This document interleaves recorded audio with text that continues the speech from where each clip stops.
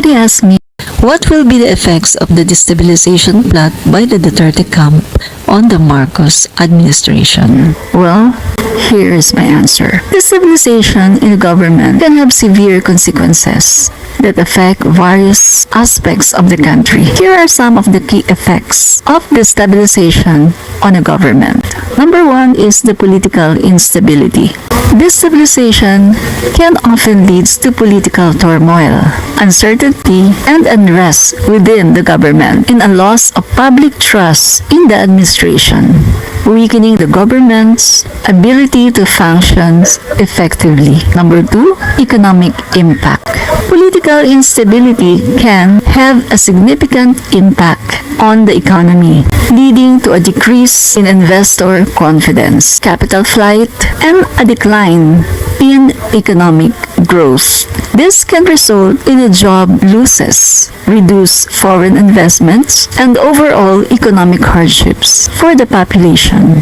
Number three, destabilization can trigger social unrest, protests, and demonstrations as citizens express their dissatisfaction with the government. This unrest can lead to further polarization within society and increased tensions among different groups. Number four is the security concerns. Political destabilization can create security challenges, making the country vulnerable to economic conflicts, insurgencies, or even external threats. This can compromise the safety and security of the population. Number five is the international reputation. Destabilization within a government can damage the country's reputation on the global stage. It can lead to diplomatic isolation, strain international relations, and a loss of credibility in the eyes of international community. Number six, institutional decay. Destabilizations can weaken the government institutions, erode the rule of law, and undermine democratic principles. This can result in a breakdown of governance, structures, and a loss of checks and balances within the system. It is crucial for governments to address destabilization promptly through dialogue, transparency, and effective governance to prevent further escalation of these negative effects. Overall, destabilization poses a significant risk to the stability, governance, and well-being of a country, requiring strong leadership, unity, and resilience to overcome. So mga guys, explain ko sa inyo further. Malinaw po dito sa sinasabi na ang destabilization, mga kaibigan, ay napakalaki ng impact nito sa ating society, sa ating gobyerno, at maging sa ating international stand.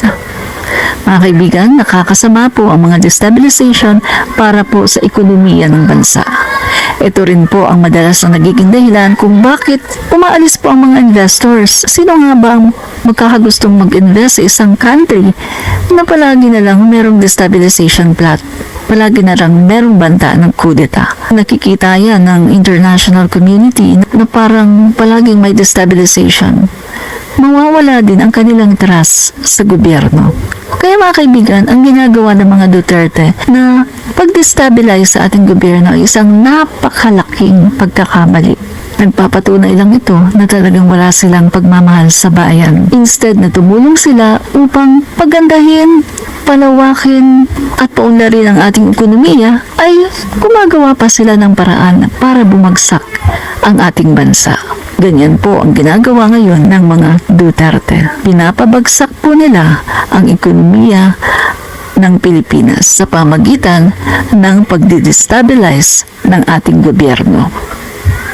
Ang kaibigan, 2 taon lang ang ating Pangulo Bongbong Marcos, pero eto sila. Meron ng mga ganito, mga destabilization plot. Nagpapatunay lamang ito mga kaibigan na sila po ay walang pagmamahal sa bayan, kundi iniingatan lang nila at isinusulong ang kanilang sariling interes. Ang maupo o maiupo ang kanilang bet na walang iba kundi si Sara Duterte upang sa muli ay makapaghari-harian sila dito sa ating bansa. At nang sa ganun ay matakasan nila lahat ng kanilang mga pagkukulang at lahat ng kanilang mga asunto na kakaharapin. Yan po ang katotohanan. Hindi mahal ng mga Duterte ang bayang Pilipinas. Ang mahal lang nila ay ang kanilang sarili.